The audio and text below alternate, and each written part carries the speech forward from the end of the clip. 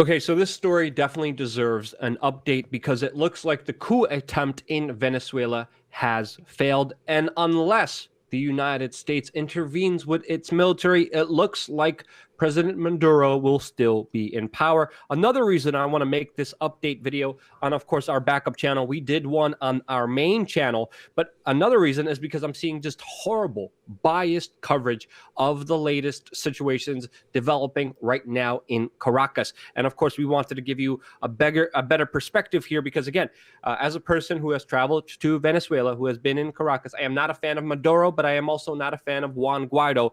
And the truth matters during these situations. The latest information we're getting right now is that Maduro forces are set up along the presidential palace and that there are Guaido protesters with around what people are saying only 12 armed troops on their side that defected outside, with, of course, even another protest group supporting Maduro gathered outside of the palace. That is the current situation unfolding, but it looks like the tensions are dying down. But the rhetoric from the American side is ramping up as John Bolton, National Security Advisor, bloodthirsty war hawk neocon, just spoke to the press. And it looks, in my mind, like he is licking his wounds from what essentially has failed today from happening. Now, of course, Trump and the Trump administration and many people inside of the White House are, of course, backing Juan Guaido during, of course, his message on Twitter, a verified Twitter account. Donald Trump just tweeted himself, "I am monitoring the situation in Venezuela very closely. The United States stands with the people of Venezuela and their freedom." John Bolton said all options are on the table. Similar things were ushered by Donald Trump before. He also said how the United States has been planning for the day after Maduro for quite a while. And he also accused Cubans and Russians of participating in this kind of suppression of protests. But what really is happening here, even the Wall Street Journal called it out, is they're saying that only a small group of Venezuelan troops rebelled in opposition during this, what people are calling uprising, which again, I would say is a coup d'etat. Now, John Bolton here just gave a press. He said the Cubans played a significant role in this. He says he accused the Russians in here. And as we know, the Russians have sent their troops, have sent about 100 troops to protect Maduro. The United States also said that they're considering sending their troops. John Bolton even had a notepad that said 5,000 U.S. troops to Venezuela, showing it to the media. In what people saw as a blatant sign and a blatant escalation. But with Russia having their troops there, with this protest movement against Maduro mainly dying down, I do not see this as a successful victory. But again, the rhetoric here is definitely amping up, and we're going to get into that. And then at the end, I'm going to talk about how China and Russia are involved here on bigger scales and how this is a larger geopolitical conflict, not just based off democracy and freedom like our representatives are saying right now. Right, Jason? Has nothing to do with democracy or freedom. And unfortunately, we have riots in the streets. We have the military versus private security forces that are parts of other military on Guaido's side. And we have an unbelievable war machine within our government and our media promoting all aspects of this. Senator Rick Scott, who's on the, I believe, the Senate Intelligence Committee, just talked to Fox News. And what did he say? We're going to play a lot of this, but let me give you some of the highlights before we get to it, Luke. He says that China and Russia need to just walk away, as if they're just going to be like, okay, whatever, U.S., that's fine. That Maduro needs to peacefully step down, also imagination land, and that all this is just going to come to fruition because there are women and babies in the streets, and he feels so bad for the civilian population there, Luke. Yeah. My I can't curse here. My tookus he does. No way. No one's buying it. He looks. You described him as a White Walker about to turn soon. He looks absolutely insane, and he's smiling. He's laughing. He's enjoying talking about this, which is usually signs of just proven liars or sociopaths, which he looks exactly like. Let's play some of the clips here. On Venezuela, what are you hearing? Is Maduro public? Is he staying quiet for now? This Guaido appeal for the military, has anyone in the military responded to his heed to take up arms, sir?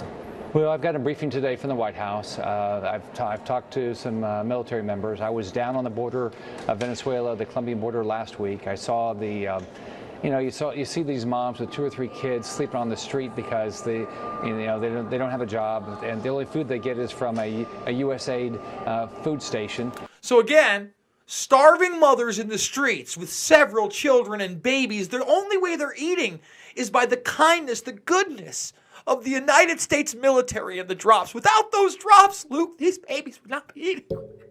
Exactly. Emotional propaganda. And if you're talking about that, you're not smiling. You're like, hey, yeah, what is wrong with this dude? And again, Venezuela has blocked U.S. aid because according to Venezuelan officials and videos and photos that they released, they have documented, allegedly to them, weapons coming through the U.S. aid. And now we are seeing weapons being used, machine guns, huge crates of ammo being used by, of course, Guaido's side, the side that the United States is on, the side that this U.S. senator is on, which is important to highlight here. Let's keep playing his insanity here. That gives them 1 meal a day, and they're waiting hours. So I'm hopeful. I'm hopeful that the military has come to their senses. I mean, look, we should expect that China and Russia walk away. That should be our expectations. That should be our expectations, that the 2 other largest superpowers that are in Venezuela now, backing the man who's actually the president, should just walk away. We should expect that, Luke.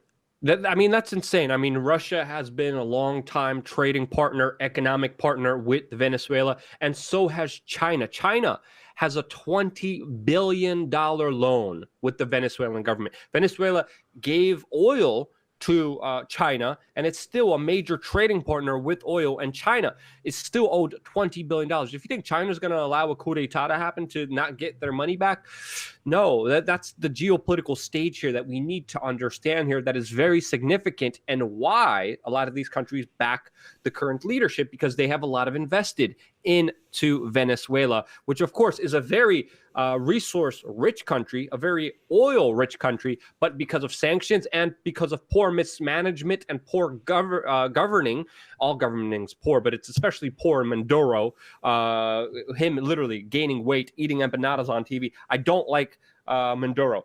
The economic humanitarian crisis is real, but it has been hyped up by some people in Venezuela from what I've seen. You want to keep playing more of this lunacy? Oh, yeah.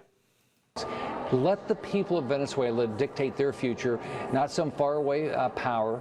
Not some faraway power. We're that faraway power. What the F are you talking about? You know, we expect the superpowers just to walk away. That's like me expecting a bevy of models to knock at my door with bags of money saying, here you go, and we'd like to spend the weekend, Jason. And by the way, we'd like to let Venezuela govern their own people and not some faraway land, the United States. If we don't, here's what's going to happen. We are going to have a Syria. You got Russia, China, Iran, Hezbollah down there. So we have got to do everything we can to support Guaido. I'm hopeful that at the end of the day, Maduro will be out of the country. He'll be in Cuba. He'll be in Turkey or someplace. By the end of the day, the president, who has the military on his side, will be somewhere else.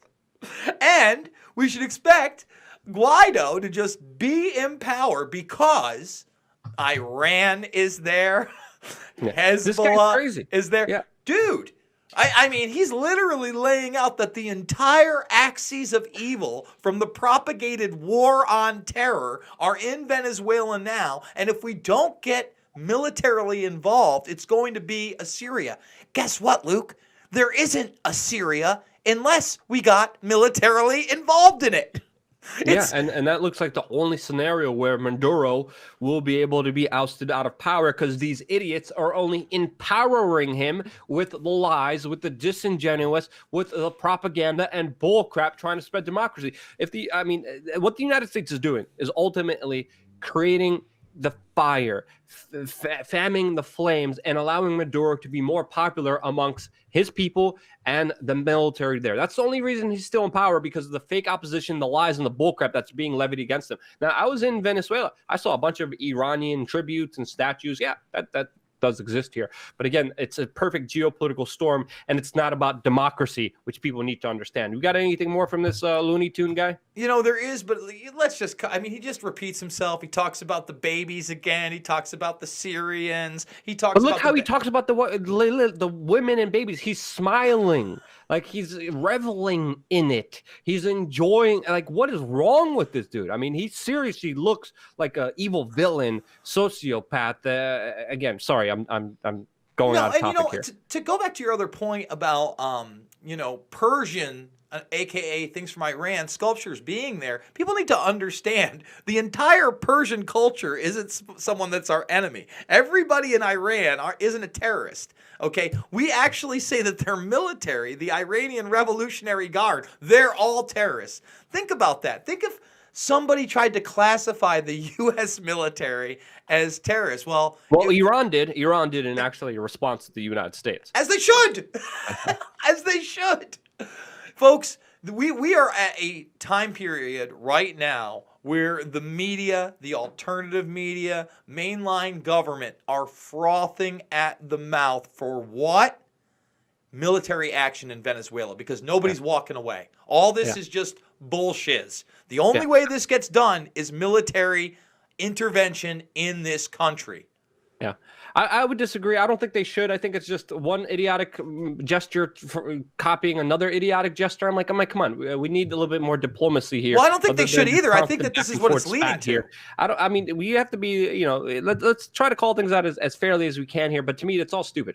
To me, one thing is certain is that it's guaranteed that there's going to be more pain and more bloodshed. And again, geopolitically speaking, this is far more of a complex situation than, of course, what you're getting. There's so much back and forth. There's so much disinformation depending on where you're getting your information from. And we're doing our best here to try to provide you both sides of the story. If you think we did that, please help us out by either sharing this video or donating to independent media so we could continue going and continue existing as a platform, because it is very difficult to get our message across more and more with so many other circumstances surrounding us. Jason, you had something else to say, and do you want to close it off here? Well, I just want to point out, I don't think it should happen that way. I'm thinking that all of this talk is just a lead up to actual U.S. military outward intervention. They know China's not leaving. They know Russia is not leaving. They're saying we're going to have a serious situation unless we intervene militarily, which is a total oxymoron of the actual situations. And not many people out there are going to tell you that, folks. You're not going to see much opposition to this on MSNBC, on CNN, on CNBC, or on your beloved Fox News. No, but you're going to see it here at We Are Change, because we call it like it is, and when we disagree with one another, we're very outward about it. But the bottom line is we don't want to see people killed in that country over geopolitical gain of Western powers in the military-industrial complex. If you agree with that, maybe you should share this on social media. Hit that like button. Subscribe to both Pulse Change and We Are Change, where we're making 4 videos every single day across 2 platforms. But most importantly, we need you to get out there and be the change you want to see in the world.